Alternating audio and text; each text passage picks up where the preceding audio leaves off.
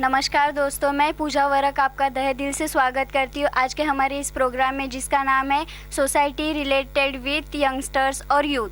तो आज हम बात करेंगे जितेंद्र तवार मलानी सर के साथ, जिनको हम टोनी सर के नाम से भी जानते हैं, जो कि हर तरफ से कनेक्टेड है। अगर सोशल एनजीओ कहे तो उनसे भी कनेक्टेड है और इंडस्ट्री में भी कनेक्टेड है। तो आज हम इनसे कुछ सोसाइटी से रिलेटेड सवाल पूछेंगे, या फिर आज का जो मेरा टॉपिक है कास्ट मैटर्स, तो आज हम उस पे बात करते हैं। तो सर, क्या आप तैयार हैं? ओके। तो सर, मेरा पहला सवाल ये है कि क्या जो कास्ट मैटर्स है उनके आपके हिसाब से कास्ट का मतलब क्या है? कास्ट का मतलब यू मीन टू से कि अलग अलग जो कास्ट हैं इंडिया में, जैसे कि जनरल कास्ट, शेड्यूल ट्राइब, उस टॉपिक पे आपका सवाल है। भाई, इसके लिए तो गवर्नमेंट ऑफ इंडिया ने रूल्स बना के रखे हैं। जो रूल्स हैं उनको फॉलो करते हैं हम सभी लोग। गवर्नमेंट ऑफिस में हर जगह पे जो गवर्नमेंट ऑफ इंडिया ने रूल्स बना के रखे हैं, आज से नहीं, ये तो कॉन्स्टिट्यूशन में बाबा साहब अम्बेडकर साहब के the father of the Indian constitution बोला जाता है जिनको, वो हमारे बड़े साहब थे। उन्होंने कुछ कास्ट रिलेटेड बना के रखे हैं, उसमें कुछ अमेंडमेंट्स होती रहती हैं, उसको हमको फॉलो करना है और ये सबकी भलाई के लिए है। और मैं तो किसी कास्ट में से बिलीव नहीं करता हूँ। मैं हर इंसान की कदर करता हूँ, जो मेरी बेसिक ड्यूटी है। अब ये थोड़ी ना पूछता हूँ कि तुम कौन से कास्ट से हो कि मैं तुम्हारी उस हिसाब से रेस्पेक्ट करूँगा। उसमें टैलेंट है, नॉलेज है, अच्छा ह्यूमन बीइंग है, सिंसियर है, गवर्नमेंट ऑफ इंडिया की रेस्पेक्ट करता है, रूल्स रेगुलेशन फॉलो करता है, फिर वो किसी भी कास्ट का हो तो मैं तो उसकी तो रेस्पेक्ट करूँगा ही करूँगा। तो सर, जैसे आपने कहा रूल्स एंड रेगुलेशन से अंबेडकर सर ने जो कि अमेंडमेंट वो बना के रखा था, पर क्या आज भी कास्ट इतनी इम्पोर्टेंट है? लाइक आज की जनरेशन जो आज के हिसाब से चेंज हो रही है, तो क्या आज की जनरेशन में भी कास्ट उतनी इम्पोर्टेंट है जितनी पहले हुआ करती थी? देखिए, कास्ट का इम्पोर्टेंस, अब actually I am not getting your question. Caste जो है, जो रिजर्व कैटेगरी के लिए जो गवर्नमेंट ऑफ इंडिया के रूल्स हैं, वो गवर्नमेंट की हर ऑफिस में फॉलो होते हैं, राइट? और फॉलो करने ही है, क्योंकि उनके बगैर तो गवर्नमेंट ऑफिस में बहुत ही ज़्यादा, since I have worked in government office, तो मुझे पता है कि हम उसको स्ट्रिक्टली फॉलो करते हैं। 1 इंच भी इधर उधर हम लोग नहीं करते हैं, क्योंकि इसके ऊपर स्टेट कमीशन बैठा हुआ है, SC/ST स्टेट कमीशन के कुछ रूलिंग्स हैं सुप्रीम कोर्ट ऑफ इंडिया की, और सबसे बड़ा तो हमारा इंडियन कॉन्स्टिट्यूशन है, जो हमारे बाबा साहब अम्बेडकर ने बना के रखा हुआ था। उसमें अमेंडमेंट्स मैंने पहले ही बताया, बहुत सारे आ गए बीच बीच में, बट उसको फॉलो करना हमारी बेसिक ड्यूटी बनती है। तो कास्ट को तो जो गवर्नमेंट ऑफ इंडिया के रूल्स हैं उसको मैं भी फॉलो करता हूँ। I am a common man, तो मुझे भी फॉलो करने हैं। तो आपका ऐसा कहना है कि हम लोग को कास्ट माननी चाहिए, मतलब कि ठीक है, रूल्स एंड रेगुलेशन से हम सबको इक्वल समझते हैं, तो फिर अभी जब ये पॉइंट थोड़ा पर्सनल पे जाता है, सोसाइटी पे जाता है, तो जब भी शादी की बात होती है तो वहाँ पे पहला क्वेश्चन मार्क तो कास्ट पे आता है कि सेम कास्ट में शादी होनी चाहिए। अगर कई सेम कास्ट में शादी नहीं होती है तो उनको लाइक ऐसे मतलब माना जाता है कि इन्होंने गलत किया, ये ऐसा नहीं होना चाहिए था। तो उसके बारे में आपका क्या कहना है? ये तो हर एक इंसान का अपना अपना पर्सनल व्यू है। अब कल कोई मेरा बेटा किसी से प्यार करता है तो वो कास्ट देख के तो प्यार नहीं करेगा। उसको कोई लड़की पसंद आ गई तो irrespective of caste, creed, community and financial status, जो उसको पसंद आ गई मैं उसको एक्सेप्ट कर लूँगा। मेरे लिए तो हर इंसान अच्छा इंसान है। और मैं ये सिर्फ कैमरा के लिए नहीं बोल रहा हूँ। जो इंसान हॉनेस्ट है, सच्चा है, अपनी रिस्पॉन्सिबिलिटी अच्छी तरह से निभा रहा है, नॉलेजेबल है, टैलेंटेड है, तो आउट ऑफ वे जाके मैं उसकी रेस्पेक्ट करूँगा। बेसिक जो इंसान ह्यूमैनिटी को फॉलो करता है वो इंसान मुझे बहुत अच्छा लगता है, इर्रेस्पेक्टिव कास्ट एंड क्रीड। बाकी वापस बोलूँगा, rules regulation government of India के जो बने हुए हैं विद रिगार्ड टू कास्ट, उसको फॉलो करना तो मेरी बेसिक ड्यूटी बनती है। बाकी आप कौन सी कास्ट की हैं, मेरे टीम में कौन से कास्ट के हो, ये मैं कभी पूछता ही नहीं हूँ। मैं सिर्फ ये बहुत पूछता हूँ कि मराठी स्पीकिंग, सिंधी स्पीकिंग, गुजराती, बंगाली, इतना पूछता हूँ। Are you from vernacular language English medium, तो वो हिसाब से मैं उनको हिंदी में समझाऊँ कि इंग्लिश में समझाऊँ। बराबर है, मेरे पास 2 ही लैंग्वेज है जिनके ऊपर थोड़ी सी कमांड है, या तो इंग्लिश या तो हिंदी। मराठी समझ में आती है लेकिन बोलने में थोड़ा सा मैं अटकता हूँ। बाकी कास्ट एंड क्रीड में पूछ के क्या करूँगा? अगर आप टैलेंटेड हो, आप कौन से भी कास्ट एंड क्रीड के हो, तो आप मेरी टीम को ज्वाइन कर सकते हो। मैं नहीं फ़र्क करता हूँ कास्ट एंड क्रीड में, और ये मैं ऑन कैमरा नहीं बोलता हूँ, ये फैक्ट है। और मुझे इन सब चीज़ों से सख्त नफरत है। मेरे लिए एक अच्छा इंसान होना चाहिए, कौन सी भी कास्ट का हो, क्या फ़र्क पड़ता है। मैं आपको बता रहा हूँ, जब मैं गवर्नमेंट ऑफ इंडिया में काम करता था तो हम सब साथ में बैठ के खाना खाते हैं, राइट? तो उस वक्त हम थोड़ी ना पूछते कि आप कौन सी कास्ट को, आप कौन सी कास्ट के हो। सच्चे दिल से दोस्ती हो जाती है, सच्चे इंसान हैं, अच्छे वर्कर्स हैं, मिल बैठ के खाना खाते हैं, उसी में तो मज़ा है ना? तो ये सर आपने मतलब ये सब सही कहा, इससे मैं भी एग्री करती हूँ। बट अभी मैं आपको एक एग्जांपल देती हूँ। जैसे कि आपने कहा कि आपका बेटा अगर किसी के साथ रिलेशन में आता है, तो बेसिकली आजकल की जनरेशन फास्ट फॉरवर्ड है। हाँ, तो उसी से एग्जांपल है कि अगर कपल्स है, वो दोनों एक दूसरे से प्यार करते हैं और लास्ट तक एक दूसरे के साथ रहना चाहते हैं, बट कभी कभार सिचुएशन ऐसी आती है कि उनके बीच में कास्ट मैटर करती है, क्योंकि जब वो प्यार करते हैं तब देखते नहीं ये कास्ट क्या है, फाइनेंशियल स्टेटस क्या है, कुछ भी नहीं देखते। बट जब शादी की बात आती है तो फाइनली घुमा फिरा के वो कास्ट पे आते ही है। तो कोई कोई ऐसे स्टेप्स लेते हैं कि घर से भाग के शादी करते हैं। हमारी सुनने में तो आता ही कि भाग के शादी की। तो उनके वो स्टेप लेने में गलती किसकी है? मतलब क्या उनकी पेरेंट्स की गलती है कि उन्होंने सोच समझकर अपने बच्चों को समझने की कोशिश नहीं की, या फिर सोसाइटी की गलती है कि जिसने कास्ट को इतना ऊपर चढ़ा दिया कि इन लोगों को ऐसी करने की सिचुएशन आई, या फिर वो लड़के लड़की की गलती है? आपको क्या लगता है इस पे? देखिए, जब इंसान प्यार करता है तो कास्ट, क्रीड, फाइनेंशियल स्टेटस पहली नज़र में या थोड़े टाइम तक तो नज़र नहीं आता है। हाँ। उसके बाद जब, जैसे अभी आपने कहा कि शादी के बाद फिर एक दूसरे की कास्ट निकालना शुरू कर देते हैं, वो एक्चुअली कास्ट नहीं निकालते हैं, वो एक दूसरे की नेगेटिविटी को पकड़ते हैं। क्योंकि जब इंसान प्यार में होता है ना, तो सामने वाले की बुराई भी मुझे अच्छी लगती है। जब शादी हो जाती है, जब 2 इंसान जब साथ में रहते हैं, तो उनके प्लस एंड माइनस पॉइंट्स जो पहले हम छुपा के रखते हैं, अगर मैं किसी प्यार में हूँ तो आई वांट टू बी सो गुडी, मैं अपना एक इमेज क्रिएट करता हूँ अपनी गर्लफ्रेंड के सामने कि मेरे जैसा अच्छा इंसान तो उसने कभी ज़िंदगी में नहीं देखा होगा। am I right? And vice versa, वो भी ऐसे प्रिटेंड करे कि उसकी जैसी लड़की तो मैंने कभी ज़िंदगी में देखी ही नहीं। धीरे धीरे जब शादी होती है, जब साथ में 24 घंटे जब हम साथ में गुजारते हैं, तो कहीं ना कहीं आगे चल के कहीं कहीं पे, सब मैं जनरलाइज बात नहीं करता हूँ, कुछ कुछ कपल्स में फिर वो एक दूसरे की कुछ कुछ बातें अच्छी नहीं लगती हैं।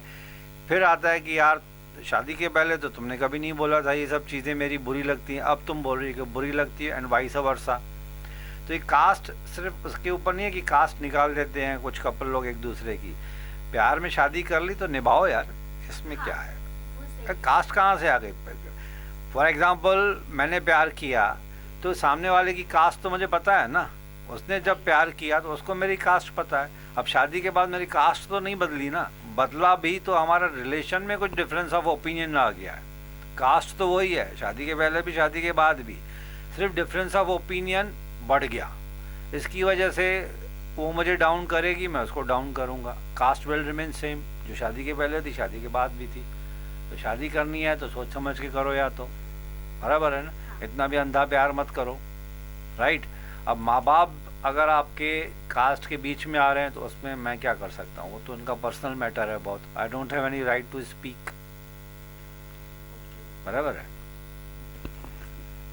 तो सर आपने जैसे कहा, तो अभी आपने डॉक्टर बाबा साहेब आम्बेडकर का जिक्र किया था, तो उनकी वजह से हम संविधान, उनकी वजह से हम लोग तक पहुंचा है। उन्होंने बहुत अच्छा काम किया, पढ़ाई की शुरुआत भी उन्होंने की थी, ये बात से आप सहमत करते हैं?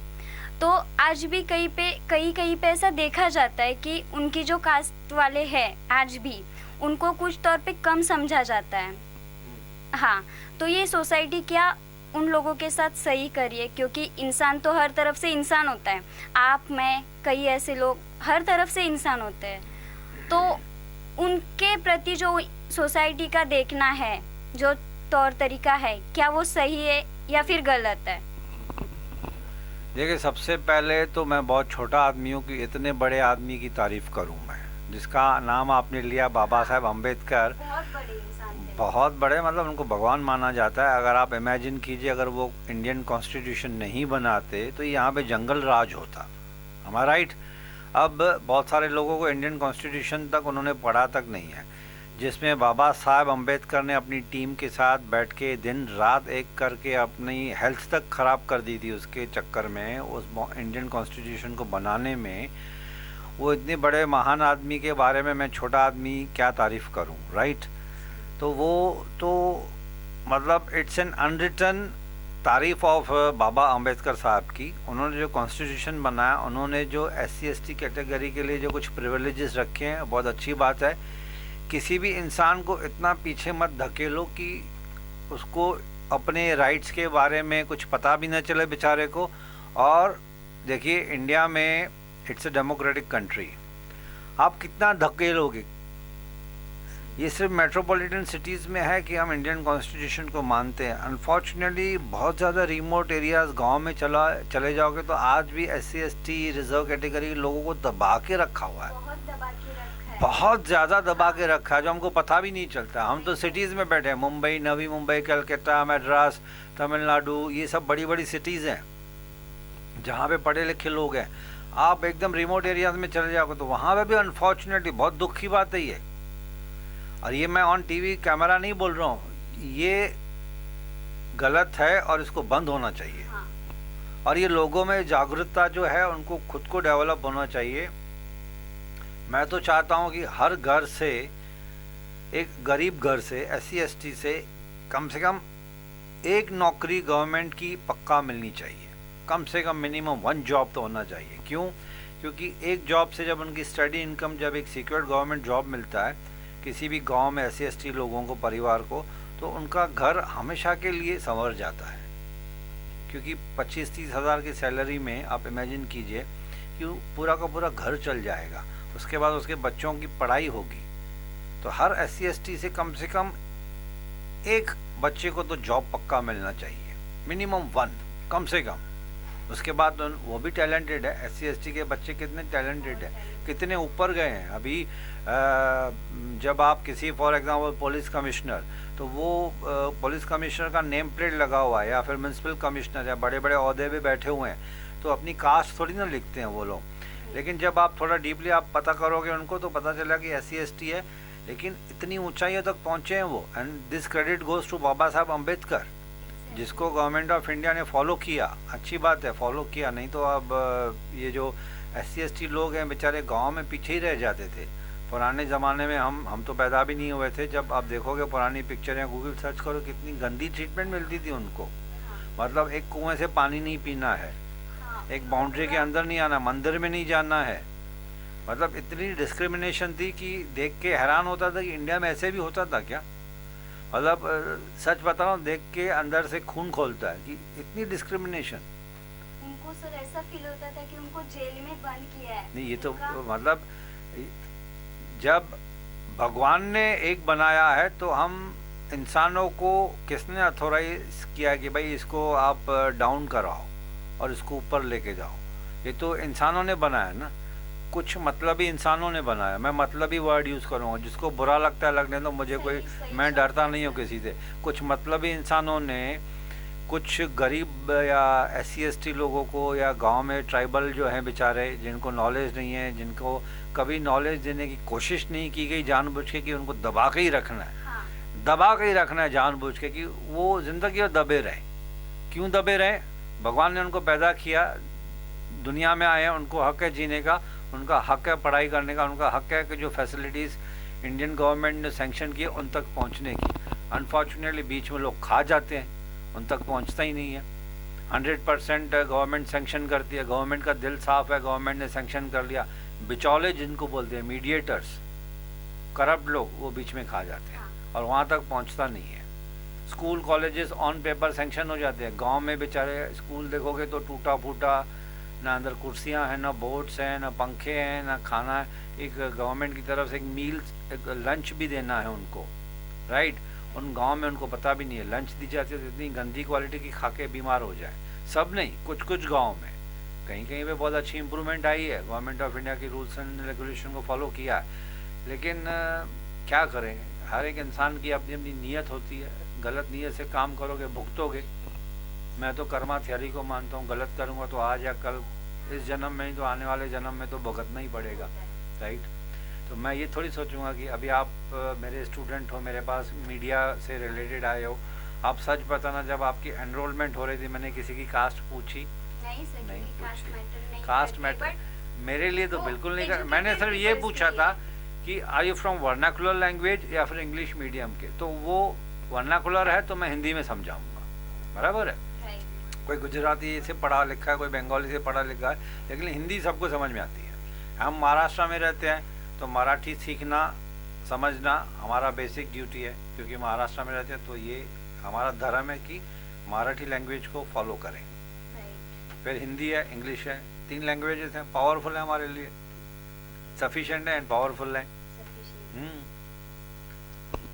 तो सर मैं अभी आपसे नेक्स्ट क्वेश्चन ये पूछना चाहती हूँ कि आप एनजीओ से रिलेटेड है, human power and social awareness foundation NGO.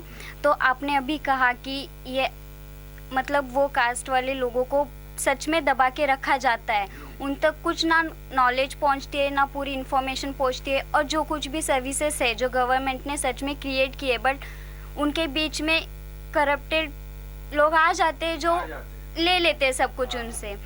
तो आप एनजीओ से रिलेटेड है, आपके पास मीडिया की अथॉरिटी भी है, तो आप अगर आपको कभी चांस मिले, मतलब मैं सर आपको ऑर्डर नहीं दे सकती क्योंकि मेरी इतनी मतलब मैं इतनी कैपेबल नहीं हूँ कि आपको ऑर्डर दे दूँ, पर अब अगर कभी आपको चांस मिले तो आप उनके लिए क्या कर सकते, through NGO, through news TV, through media?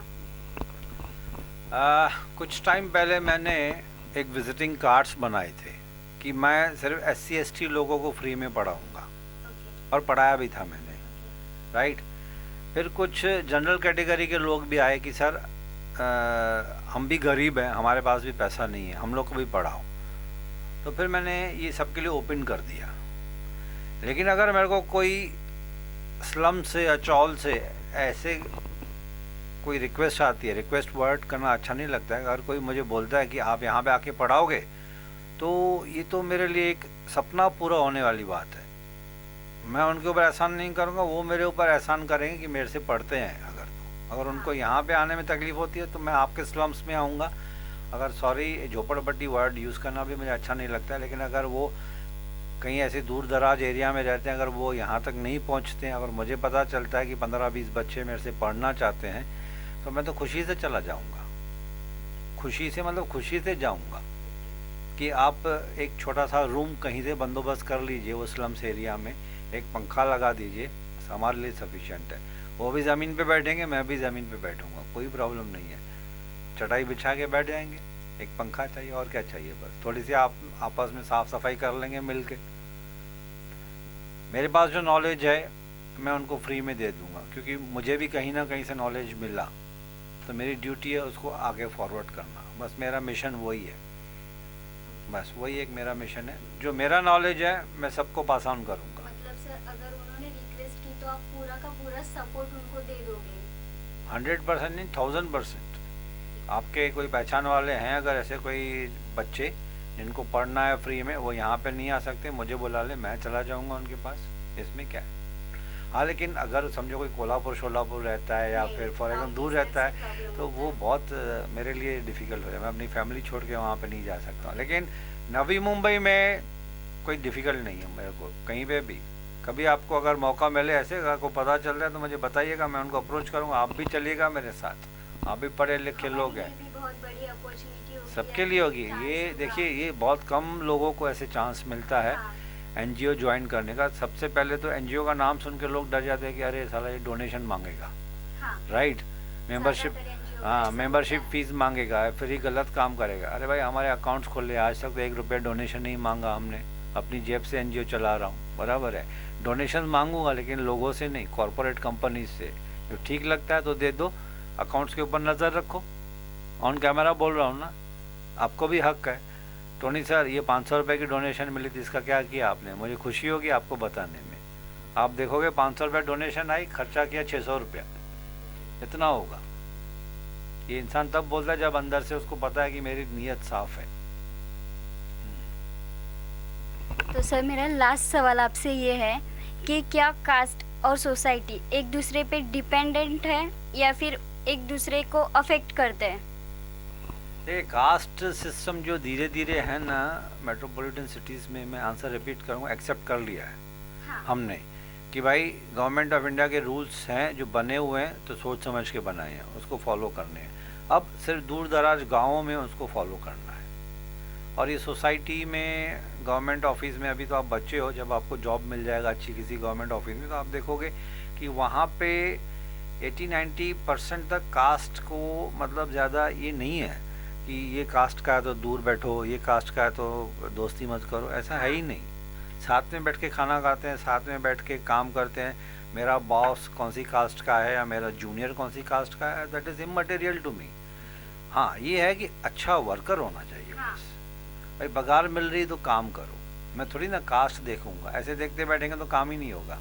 अच्छा वर्कर है, पगार मिल रही है ना तो काम करो। फिर आप किसी भी कास्ट के हो तो उससे मुझे वो भी तो मुझे रिजेक्ट कर सकते हैं ना। वो मैं कौन हूँ तो उनको रिजेक्ट करने का, वो लोग भी तो मुझे रिजेक्ट कर सकते हैं। लेकिन काम करने के टाइम पे कास्ट एंड क्रीड देखना भी नहीं चाहिए, और आजकल गवर्नमेंट ऑफिस में नहीं देखता है कोई भी। ये जो डिस्क्रिमिनेशन होती है ना वो बहुत दूर दराज के गाँव में होती है। मेट्रोपॉलिटन सिटीज़ में 99% कुछ भी नहीं है ऐसा। We respect each and every caste and we have to respect, तभी जाके को एग्जिस्टेंस का एक अच्छा मीठा मीठा सा माहौल बनेगा। ऑन कैमरा मैं हमेशा फैक्ट्स बात करने वाला आदमी हूँ। मेरे मुंह पे गाली आती है तो मैं बिंदास मुंह पे गालियाँ भी दे दूँगा, लेकिन मैं हमेशा फैक्ट्स बात करता हूँ। फैक्ट्स ये है कि मुंबई जैसे मेट्रोपॉलिटन सिटी में 99% कास्ट का इशू है ही नहीं। अभी सब मिलजुल के काम कर रहे हैं, अच्छा वर्कर होना चाहिए बस। तो sir at the end of interview आप यंगस्टर्स को और सभी क्लास की लोगों को कुछ सजेशन देना चाहते हैं, अपना पर्सनल ओपिनियन? देखिए मैं एक चीज़ आप सब यंगस्टर्स को बताना चाहूँगा कि अभी आपका कैरियर स्टार्ट हो रहा है, राइट। हम लोग का तो कैरियर बनना था, बिगड़ना था, जो होना था तो हो गया।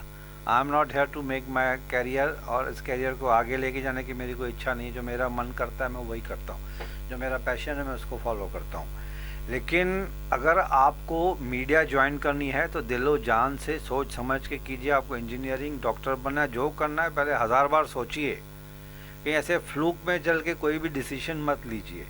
मीडिया जर्नलिस्ट बनना है तो it's a tough job, you should require daring. बहुत सारी रुकावटें आएंगी आपके बीच में जो आपको जर्नलिस्ट बनने के लिए रोकेंगी, right. Behind the camera as a videographer बनना या एडिटिंग करना उनके लिए इजी है, बट जर्नलिस्ट कैमरा में सामने फैक्ट्स बताना, गलत चीज़ को गलत बोलना, दैट रिक्वायर्स डेयरिंग। आपको धमकियाँ मिलेंगी। लेकिन एक चीज़ का ध्यान रखिएगा कि फर्स्ट आपको सब गवर्नमेंट ऑफिसर्स की, पुलिस की, पॉलिटिशियंस की, सोशल वर्कर्स की रेस्पेक्ट करनी है। अगर आपको कुछ बताना भी है उनको तो आप उनको राइटिंग में भी दे सकते हैं, on camera, but first facts and figures समझो। कहीं से भी कुछ भी न्यूज़ मिली उसको पब्लिश नहीं करना है। Understand the facts and figures, understand the statistics, source क्या है न्यूज़ का, कहाँ से आई है, सच्चाई क्या है। देन आप पब्लिक को उसको यूट्यूब पे या कहीं पे भी आपको अपलोड करना है करो, but respectfully. Let us respect law, let us respect government rules, you are safe. फिर आपको ना पुलिस वाले परेशान करेंगे ना गवर्नमेंट का कोई आपका ऑफिसर परेशान करेगा। क्यों? क्योंकि आप सच्चाई बता रहे हो। लेकिन सच्चाई बताने का एक तरीका होता है। ये दिखावा, ये गवर्नमेंट की मैं सच हूँ, just because I am a media person, I am a journalist, I have powers to enter everywhere, तो गलत है। You have to take permission, respect law of land and be happy. तो सर यहाँ पे मैं अपना इंटरव्यू ख़त्म करने से पहले अपने दर्शकों से कुछ कहना चाहती हूँ। मैं society with related with youngsters program की तरफ से भी और न्यूज़ टीवी चैनल की एंकर की तरफ से भी आपसे कहना चाहती हूँ, ये जो हमारा एनजीओ है जो टोनी सर ने अभी जिसके बारे में जिक्र किया, तो मैं आपसे कहना चाहती हूँ कि अगर जिसको भी ज़रूरत है हेल्प की या एजुकेशनल प्रॉब्लम आ रही है, तो वो हमसे या फिर टोनी सर से या फिर हमारे एनजीओ से भी कांटेक्ट कर सकते हैं, क्योंकि ये सच में बेनिफिशियल है। स्टूडेंट्स के लिए भी बेनिफिशियल है, जॉब सीकर्स के लिए भी बेनिफिशियल है, और ये यहाँ पे बच्चों से लेके बूढ़ों तक सबकी हेल्प की जाएगी। कोई निराश होकर यहाँ से वापस नहीं जाएगा। बस इतना ही कहना चाहती हूँ। और टोनी सर, स्पेशली मैं आपका थैंक्स करना चाहती हूँ कि मुझे चांस दिया आपसे बात करने का, आपका इंटरव्यू लेने का, क्योंकि इससे हमारे भी क्वेश्चंस जो थे और आपके भी जो आंसर्स थे वो सब मीडिया तक पहुंच जाएंगे, मीडिया थ्रू सब लोगों तक पहुंच जाएंगे, और हो सकता है कोई इससे क्लियर भी हो जाए, उनके दिमाग में जो सोच है वो भी थोड़ी थोड़ी चेंज हो जाए। तो इसके लिए मैं आपका भी थैंक्स करना चाहती हूँ, और special thanks through news TV. And thanks to you Pooja कि आपने मुझे इस लायक समझा कि इंटरव्यू में बिठाया मुझे आपने। Thanks to you also, and thanks to the entire team. Thank you very much. Here we finish with our interview. Thank you very much.